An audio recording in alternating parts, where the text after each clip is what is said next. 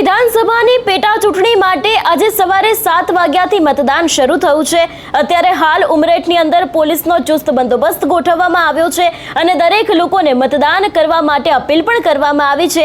ત્યારે ભારતીય જનતા પાર્ટીના ઉમરેઠના જે ઉમેદવાર છે હર્ષદ પરમાર તેમને પણ મતદાન કર્યું છે ને બાદ તેમના દ્વારા શું કહેવામાં આવ્યું છે એ દરેક વિષયને લઈને વિગતે વાત કરીએ। નમસ્કાર, હું હંસિની અને તમે જોઈ રહ્યા છો નિર્ભય ન્યૂઝ। એક તરફ 26મી એપ્રિલે સ્થાનિક સ્વરાજની ચૂંટણીનું મતદાન છે, ત્યારે આજે 23મી તારીખે જે આણંદની ઉમરેઠની વિધાનસભાની પેટા ચૂંટણી છે તે થઈ રહી છે। લગભગ અત્યાર સુધીમાં 15% જેટલું મતદાન થયું છે તેવી પણ માહિતી સામે આવી રહી છે। અત્યારે હાલ પોલીસ અને જે કલેક્ટર છે એ દરેક લોકો દ્વારા મતદાનની અપીલ કરવામાં આવી રહી છે। ત્યારે હવે ભારતીય જનતા પાર્ટીના હર્ષદ પરમાર છે તેમના દ્વારા પણ મતદાન કરવામાં આવ્યું હતું અને દરેક લોકોને મતદાનની અપીલ કરવામાં આવી છે। ભારતીય જનતા પાર્ટી આ વખતે આ બેઠક ઉપરથી જીતી શકે છે એવી પણ શક્યતા તેમના દ્વારા વ્યક્ત કરવામાં આવી છે। આ વિષયને લઈને જો વાત કરવામાં આવે તો ઉમરેઠ વિધાનસભા બેઠકની પેટા ચૂંટણી માટે આજે 23 એપ્રિલ ગુરુવારે મતદાન છે। સવારે 7 વાગ્યાથી શાંતિપૂર્ણ માહોલમાં મતદાનનો પ્રારંભ થયો છે।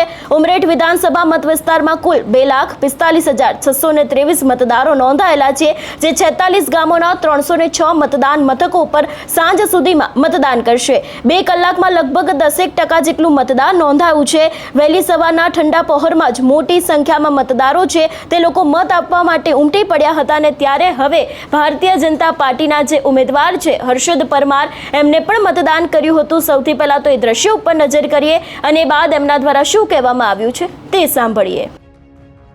मतदान किया है, पूरा जो प्रोसेस आपने चुनाव में जो प्रचार किया है, कैसा माहौल रहा और कैसा आपको प्रतिसाद मिला? ये एक लोकशाही का पर्व है और मैं जहाँ जहाँ गांव गांव शहर शहर जहाँ मैं प्रचार के लिए गया हूँ, इतना सारा जन प्रतिशत में मुझे मिला है। सब लोगों के आशीर्वाद है और सबने साथ में रह के ये कैनवासिंग किया था, जो प्रचार किया था उसमें हमें सबके वहाँ से आशीर्वाद भी मिले और हमें पूरा भरोसा है कि हमारी जीत निश्चित है। आपके सामने जो कांग्रेस के प्रत्याशी है भृगुराज सिंह चौहान और सीधी टक्कर आपकी उनके साथ है, क्या कहेंगे इसके बारे में, कैसा रहा? जो मतदार ने मतलब के प्रजाजन ने जो जन समर्थन मुझे दिया है, उसी विश्वास के साथ मैं आपसे कहना चाहूँगा कि मेरी जीत निश्चित है और प्रजा में भी ये खुशी का माहौल अभी है, आप देख सकते हो। जीत के बाद कौन से ऐसे काम है जो रह गए और आप करेंगे? मेरे स्वर्गीय पिता श्री गोविंद भाई परमार ने राज्य सरकार में जो काम जो थे वो पूरी तरीके से संपूर्ण पूरे कर दिए हैं, लेकिन जो भी प्रश्न होंगे उसे हम पूरा करने के लिए तत्पर रहेंगे। Thank you.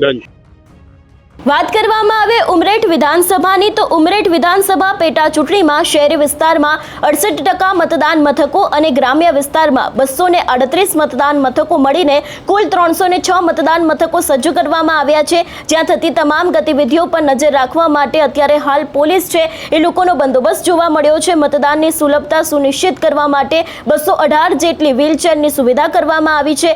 એટલું જ નહીં, ઘણા બધા સ્વયંસેવકો છે એ લોકોને પણ અત્યારે હાલ ખડે પગે ત્યાં હાજર રાખવામાં આવ્યા છે। ઉમરેઠ વિધાનસભા મતદાનમાં ઉમરેઠ તાલુકો, આણંદ ગ્રામ્યના કુલ 46 ગામો તેમજ ઓડ, ઉમરેઠ અને બોરીયાવી રીટેક, ઉમરેઠ અને બોરીયાવી એમ 3 નગરપાલિકાનો પણ સમાવેશ થાય છે અને આ પેટા ચૂંટણીમાં ભાજપ અને કોંગ્રેસ સહિત કુલ 6 ઉમેદવારો મેદાનમાં છે। એટલે જે રીતે અત્યારે હાલ શાંતિપૂર્ણ માહોલની સાથે ઉમરેઠમાં મતદાન ચાલી રહ્યું છે, કોંગ્રેસના ઉમેદવાર પણ મેદાને છે। કોંગ્રેસ દ્વારા પણ અત્યાર સુધીમાં જે સભાઓ કરવામાં આવી હતી એની અંદર પોતે જીતી શકે છે એવો વિશ્વાસ વ્યક્ત કરવામાં આવ્યો હતો। આપણે જોયું હતું કે મુખ્યમંત્રીથી લઈને ઘણા બધા ભારતીય જનતા પાર્ટીના દિગ્ગજ નેતાઓ દ્વારા ઉમરેઠની અંદર પ્રચાર પ્રસાર કરવામાં આવ્યો હતો। જ્યારથી તત્કાલીન ધારાસભ્ય ગોવિંદ પરમારનું નિધન થયું હતું એ બાદ આ બેઠકની પેટા ચૂંટણી યોજાઈ રહી છે આજે અને તેમના જ દીકરાને ભારતીય જનતા પાર્ટી આ વખતે ટિકિટ આપી છે। કોંગ્રેસમાંથી પણ ઉમેદવાર મેદાને છે, ત્યારે હવે આગામી સમયમાં જોવાનું રહેશે કે આ બેઠકનું પરિણામ શું આવે છે। આ સમગ્ર વિષયને લઈને તમારો શું અભિપ્રાય છે અમને કમેન્ટ કરીને ચોક્કસથી જણાવજો। તેની સાથે અમારી ચેનલ નિર્ભય ન્યૂઝને લાઇક, શેર અને સબસ્ક્રાઇબ કરવાનું ભૂલશો નહીં। નમસ્કાર।